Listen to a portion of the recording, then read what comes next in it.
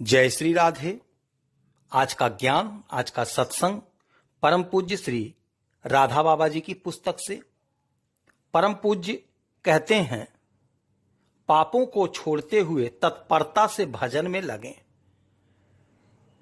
हमारे मन में जो प्रभु के पाने की अभिलाषा उठती है वह बड़ी सुंदर है, पर इसको बड़ी सावधानी से, जैसे पेड़ पे धीरे धीरे जल देकर उसे पाला जाता है, उसी प्रकार इस अभिलाषा को भी पुष्ट करना पड़ेगा।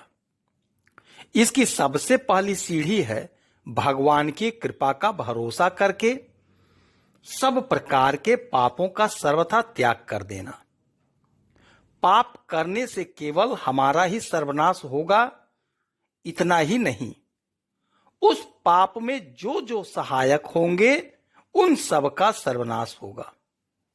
मूर्खतावश लोग इसको समझते नहीं। पिता, भाई, माँ, किसी के भी कहने से पाप किया जाए, उनके सहित पाप करने वाले का सर्वनाश हो ही जाएगा। इसलिए शास्त्र में यह बात आती है कि यदि माता पिता भी पाप की आज्ञा दें तो उनका पालन नहीं करें। अतः यदि हम सचमुच प्रभु को पाकर करके कृतार्थ होना चाहते हैं तो सबसे पहले मन को कड़ा करके सब प्रकार के असत्य, झूठ, चोरी, व्यभिचार, हिंसा आदि पापों का सर्वथा त्याग कर दें। यह पहली सीढ़ी है। इसके बिना ऊपर चढ़ना बड़ा कठिन है। हम निश्चय पूर्वक छोड़ना चाहेंगे तो स्वयं प्रभु हमारी सहायता करके पूर्ण सहायता करेंगे। हमारा यह निश्चय होना चाहिए कि प्राण भले ही चले जाएं पर पाप नहीं करूंगा। इसी निश्चय के साथ जोर से भजन शुरू कर देना चाहिए। यह दूसरी सीढ़ी है। निश्चय पूरा नहीं होता, इसलिए भूल से पाप फिर से भी हो जा सकते हैं, पर भजन यदि चलता रहा तो अपने आप आत्मबल आएगा और प्रभु की कृपा से सभी पाप छूट जाएंगे। पर मन में यह निश्चय होना चाहिए कि मुझे पाप नहीं करना है। इस प्रकार पापों को छोड़कर भजन करने पर जिस दिन भजन में मन लगने लगेगा, उसी दिन से अपने आप भगवान की एवं महापुरुषों की महिमा समझ में आने लगेगी। उसके पहले केवल सुनी सुनाई बात को ही हम अपना आधार मानकर चलें। वास्तविक भगवान क्या है और महापुरुष क्या है, यह बात अंतःकरण सर्वथा पवित्र होकर जब निरंतर सहज प्रेम पूर्वक भजन होने लगता है तभी समझ में आती है। इसके पहले हमारी जो कल्पना है वह उनके बाहर के रूप की है। असली बात ना कोई बता सकता है, ना सुनकर समझ में आ सकती है।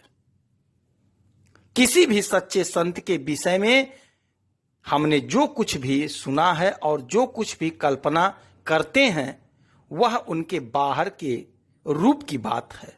उनका वास्तविक स्वरूप बिना भजन किए ना तो हम समझ सकेंगे और ना उनसे पूर्ण लाभ ही उठा सकेंगे।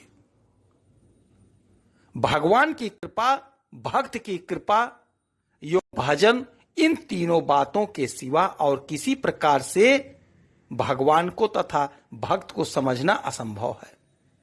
पर भगवान की एवं भक्त की पूर्ण दया है। हम बिल्कुल ठीक माने। इस दया का अनुभव केवल भजन के द्वारा ही हो सकता है। इसके सिवा दूसरा उपाय नहीं है। सच्चे संत के विषय में किसी से भी बहुत ऊंची ऊंची बातें सुन सकते हैं, पर उनको समझना अथवा उनसे लाभ उठाना केवल भजन के द्वारा ही हो सकता है। संत के विषय में आपको जो कुछ भी कोई कहते हैं वह सब का सब उनके बहुत तुच्छ स्वरूप का वर्णन है। वे इन सब की अपेक्षा बहुत ऊंचे हैं। फिर स्वयं भगवान या संत बिना संकोच समझाएंगे। जो बात सुनने को मिले कोई भी कहे सुन लें, पर असल में लाभ उठाने की इच्छा हो तो पापों को यथाशक्ति सर्वथा छोड़ते हुए तत्परता से निरंतर भजन में लगें। फिर बिना किसी के बताए, बिना किसी के सुनाए सब बात हम समझ जाएंगे। स्वयं भगवान गरज करके हमको समझाएंगे। सच्चे संत के संबंध की बातें समझाने की नहीं है। यदि कोई किसी को समझाने चले तो कभी कभी लाभ के बदले हानि हो सकती है। घी बहुत अच्छी चीज है, पर संग्रहणी की बीमारी में अवगुण करता है।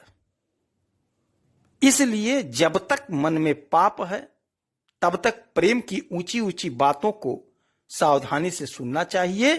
संत के संबंध की बातों का भी फल उल्टा हो सकता है। जय श्री राधे।